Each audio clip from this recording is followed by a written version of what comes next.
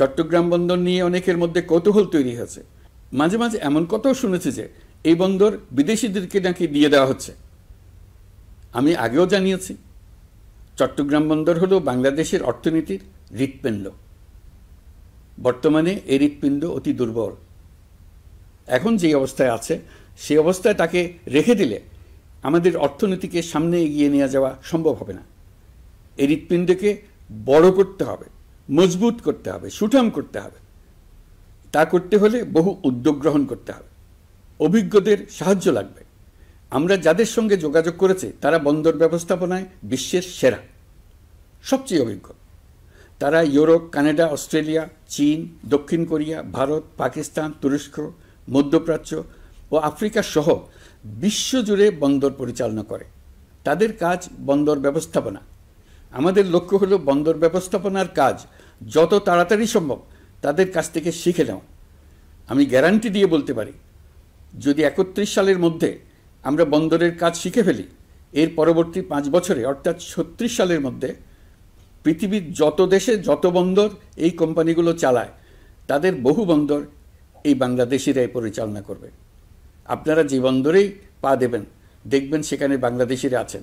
বহু লোকের কর্মসংস্থান হবে, বহু লোকের উপরে ওঠার সুযোগ হবে। তাদের নিজেদের প্রয়োজনেই তারা আমাদের চাকরি দেবে। আগে যে কোনো জাহাজে চড়লে দেখতাম জাহাজের নাবিক চট্টগ্রামের কিংবা সিলেটের।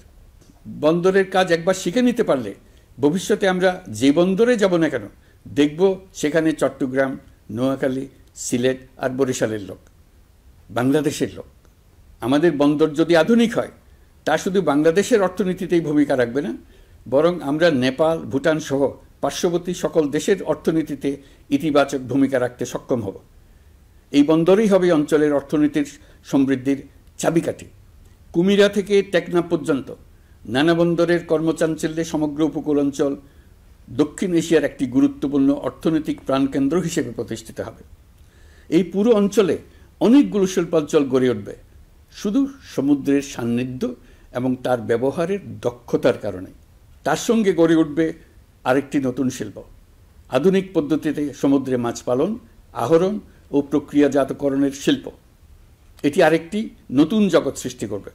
এই ব্যাপারে আমরা আমাদের বন্ধু দেশগুলোর সঙ্গে আলোচনা শুরু করেছি এবং তারা উৎসাহ সহকারে সাড়া দিয়েছেন।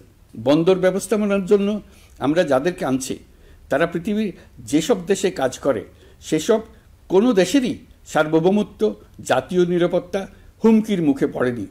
আমি দেশবাসীর প্রতি আহ্বান জানাই, আপনারা নিজেদেরকে ভিত্তিহীন বিরোধিতা এবং অপপ্রচারের শিকার হতে দেবেন না।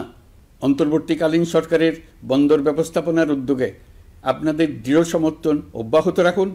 যারা বিরোধিতা করছে তাদের প্রতিহত করুন।